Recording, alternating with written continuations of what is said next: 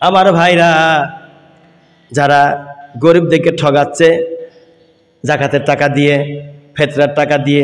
আজ দেবো, কাল দেবো, পরশু আসেন, তরশু আসেন, হ্যাঁ আজ কেন আসছেন, আরেকদিনে আসবেন, এখন না বিকেলে আসবেন, আর এখন কেন আসছেন, ওই দিক থেকে ঘুরিয়ে আসছে, টাকা নেন, এভাবে করে যারা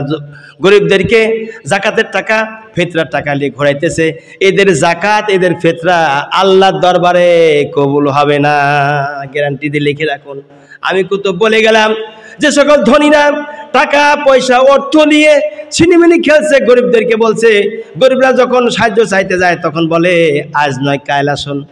কাল গেলে কাজ না পরশু আসুন, পরশু গেলে আরে মেয়ে এত তাড়াতাড়ি এসো, তোমায় না বলছি পরশু, তাই বলি এত সকালে আসতে হবে, বিকালে এসো, বিকালে গেলে কয় এখনো সার নাই, সাহেব আছে বাহিরে গেছে, কাল এসো, এভাবে করে ঘুরাই ঘুরাই সর্বশেষে কয় আরে স্বপ্ন দিয়ে ফেলেছি, তুমি যখন এসে গেছো নাও 2 টাকা,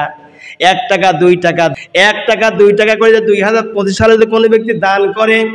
ওর দান কবুল হবে না, যত কোটিপতি হোক না কেন, গরিবদেরকে ঠকিয়ে যারা জাকাত দেবে, ফেতরা দেবে, ওদের জাকাত ফেতরা আল্লাহর দরবারে কবুল হবে না।